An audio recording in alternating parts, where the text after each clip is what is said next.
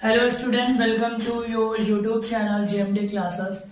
आज के वीडियो में हम हजारी प्रसाद द्विवेदी जी की रचनाओं को एक स्टोरी के माध्यम से याद करेंगे और उस स्टोरी को आप कॉन्संट्रेट होकर समझेंगे और देखेंगे तो पहली ही बार देखने पे वो आपको अच्छी तरह याद हो जाएगी। तो वीडियो स्टार्ट करने से पहले अगर आप मेरे चैनल पे न्यू हैं तो चैनल को सब्सक्राइब कर लें, बेल आइकन को दबा दें जिससे आने वाली नई वीडियो का नोटिफिकेशन आपको टाइम पे मिलता है। तो चलिए वीडियो स्टार्ट करते हैं।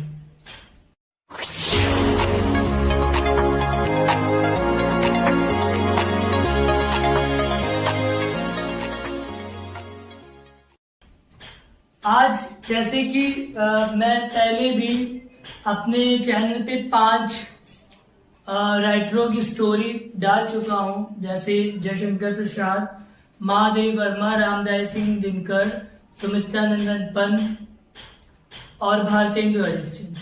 5 राइटरों की ऑलरेडी मैं स्टोरी डाल चुका हूं जिसको आप देख करके उनकी रचना याद कर सकते हैं। आज ये 6ठी वीडियो है जिसमें मैं हजारी प्रसाद द्विवेदी जी को लिया है और इनकी रचना इस वीडियो में याद करेंगे। ठीक है, तो देखिए सबसे स्टोरी स्टार्ट होती है, एक स्कूल है जिसका नाम है आचार्य हजारी प्रसाद द्विवेदी इंटर कॉलेज। ठीक है, स्कूल का नाम रखा गया है आचार्य हजारी प्रसाद द्विवेदी इंटर कॉलेज।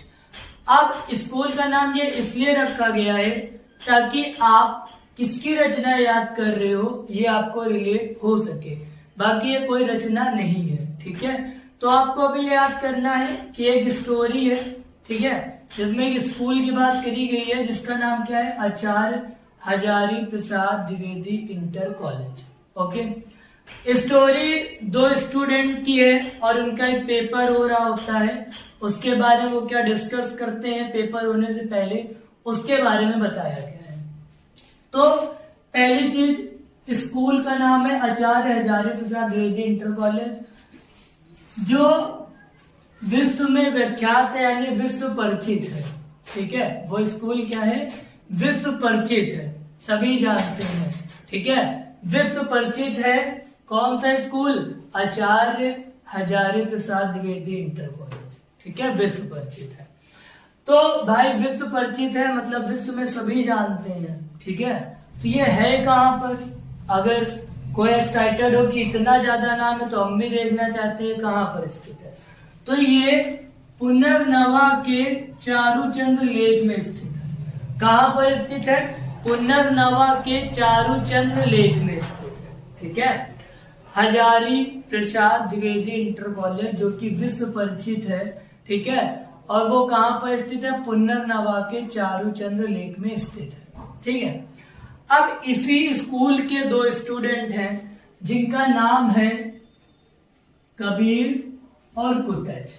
ठीक है, क्या नाम है, कबीर और कुटज। वो कहां पढ़ते हैं, तो आचार्य हजारी प्रसाद द्विवेदी इंटर कॉलेज में। ठीक है, जो कि क्या है, विश्व परिचित है, मतलब विश्व परिचय। ठीक है, और कहां पर है, तो पुनर्नवा के चारूचंद्र लेक में स्थित है।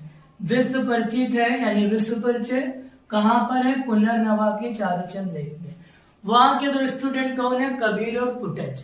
ठीक, यहां तक आपको याद हो गया होगा। अब वो आपस में क्या करते हैं, विचारों का प्रवाह करते हैं यानी विचार प्रवाह करते हैं।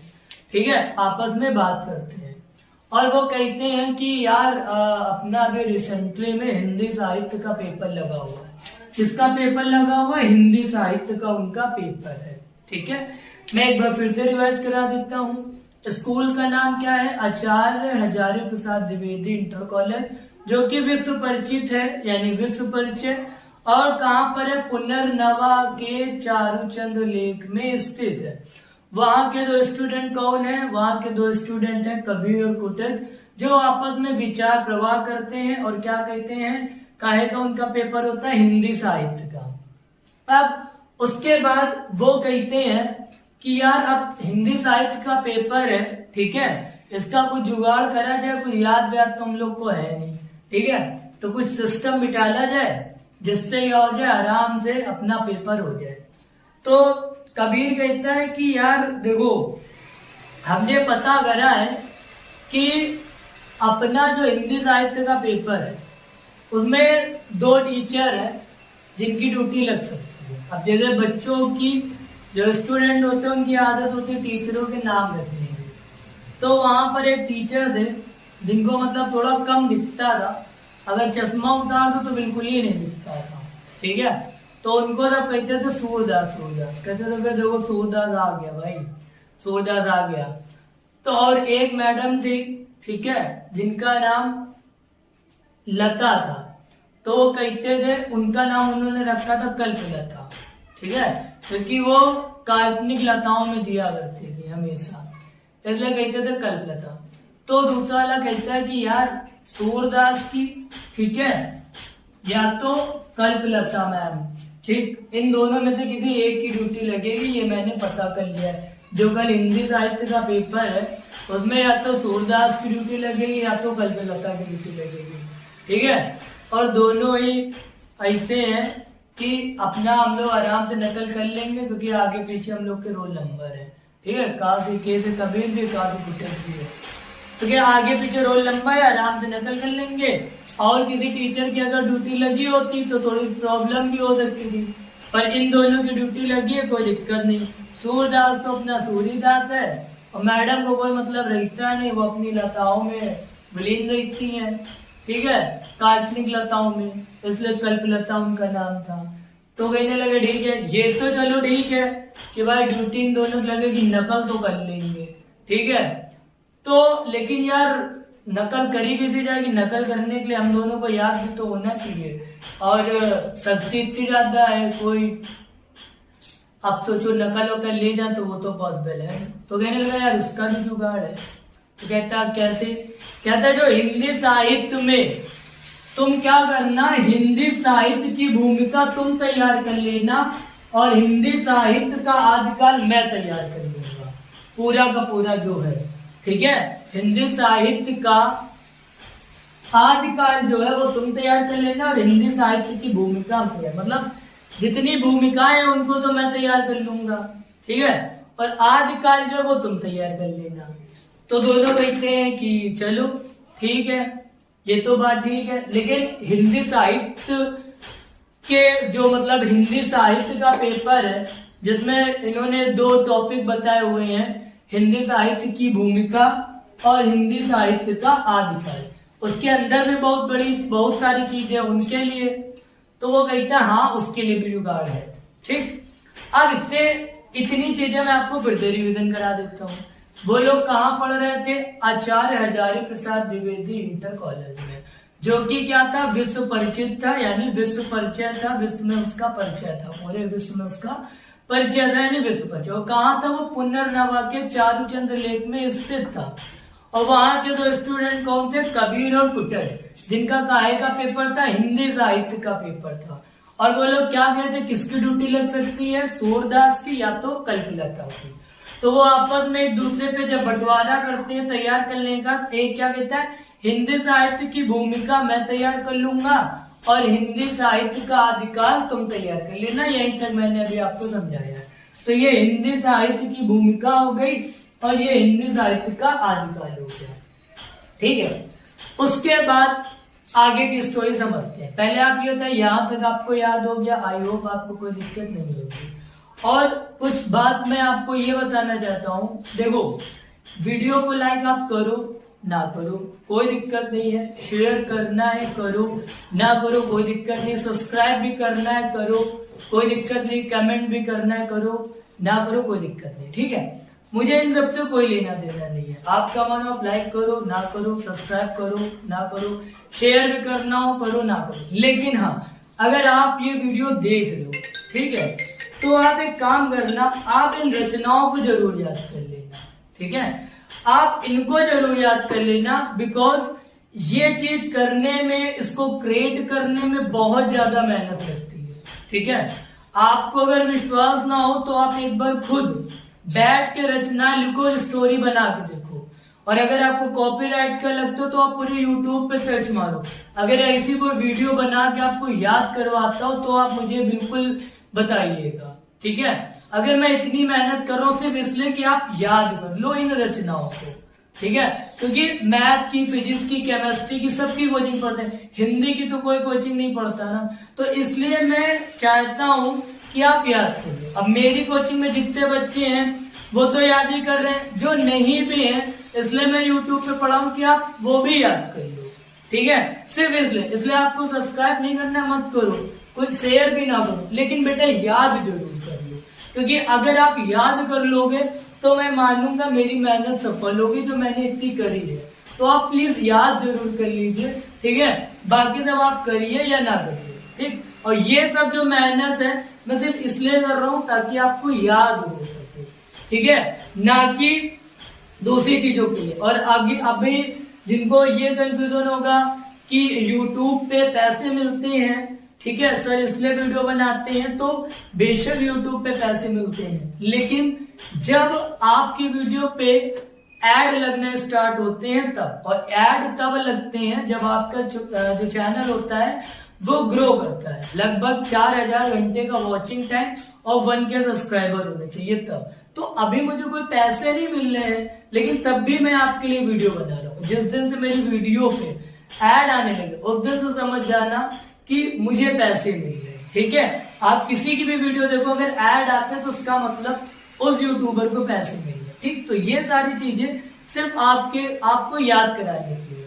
और अगर ऐसे ही होता तो मैं per day math, physics, chemistry सारी चीजें पढ़ाऊं, उनकी वीडियो डालूं, लेकिन मैं हिंदी की, क्योंकि हिंदी के अंदर ये सबको पता है जीवन परिचय आने हैं, और आप पेपर उठा के देख लेना, उसमें जीवन परिचय कृतियों पे प्रकाश डालो या साहित्यिक परिचय कृतियों पे प्रकाश डालो, तो ये चीजें जरूर होती हैं, ठीक है।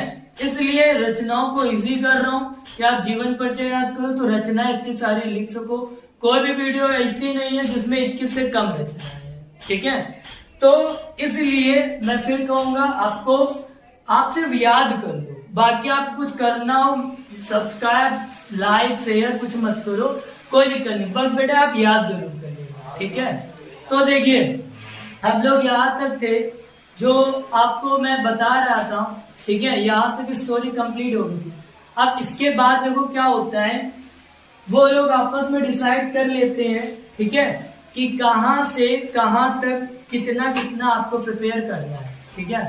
तो हिंदी साहित्य की भूमिका वो प्रिपेयर करता है और हिंदी साहित्य का आदिकाल वो प्रिपेयर करता है। अब इसमें क्या होता है, इसमें जो भूमिका होती है उसमें कालिदास की लालित योजना एक चैप्टर होता है, ठीक है, एक टॉपिक होता है जिसे प्रिपेयर करना होता है। किसमें होता है, हिंदी साहित्य की भूमिका में। क्या होता है, कालिदास की लालित योजना। क्या होता है, कालिदास की लालित योजना। और यहाँ पर क्या होता है, संक्षिप्त पृथ्वीराज रासो।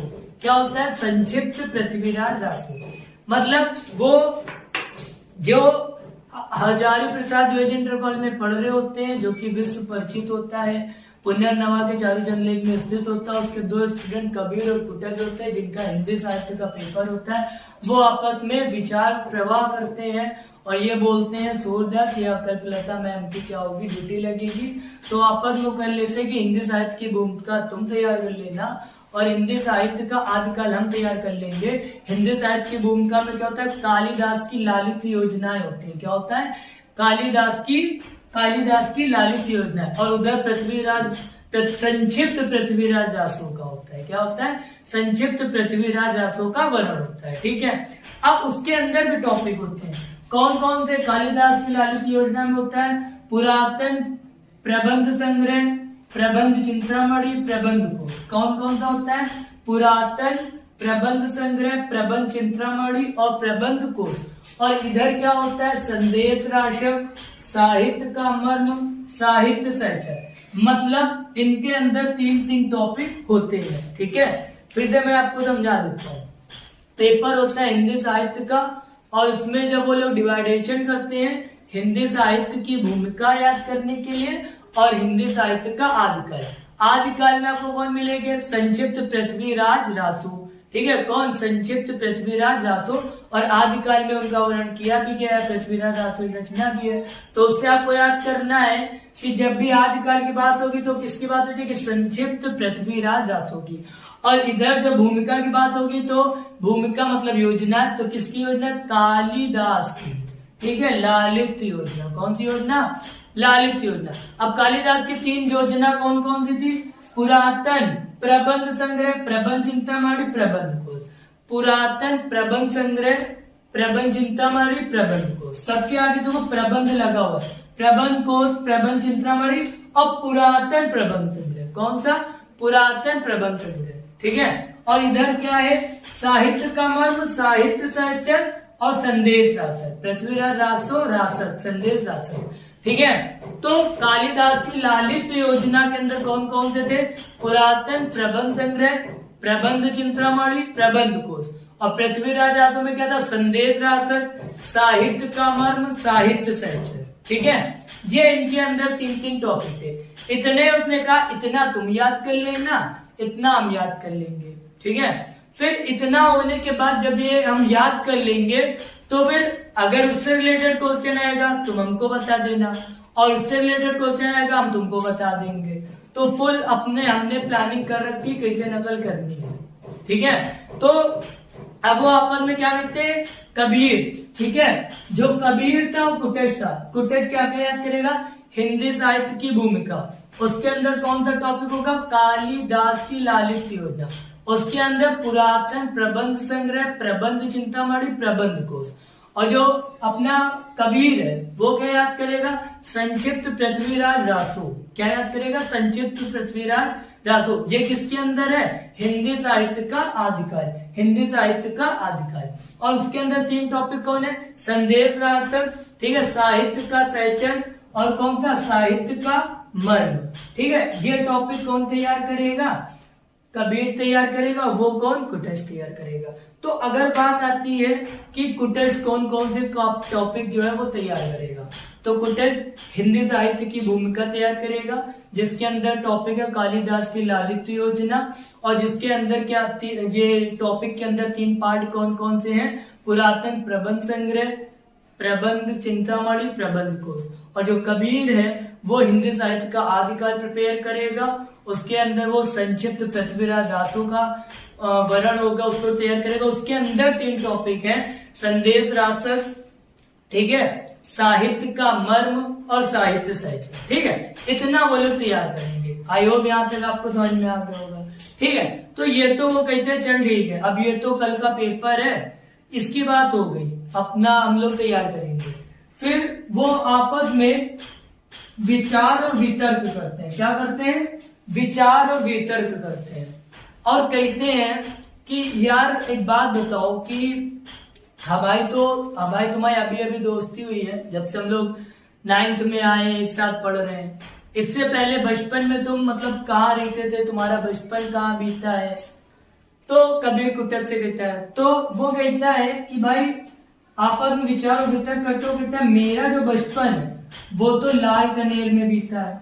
तो कहता है अच्छा तुम्हारा? तो कहता है मेरा अशोक के फूल में। ठीक है, उनका यानी जो बचपन होता है वो कहता है मेरा बचपन कहाँ बीता होता है? लाल कनेर में, और उनका कहाँ बीता होता है? अशोक के फूल में। ठीक है, मतलब दोनों क्या होते हैं? फूलों के बीच उनका बचपन जो होता है बीता होता है। शायद इसीलिए इतनी ज्यादा उनकी घनिष्ठ मित्रता है।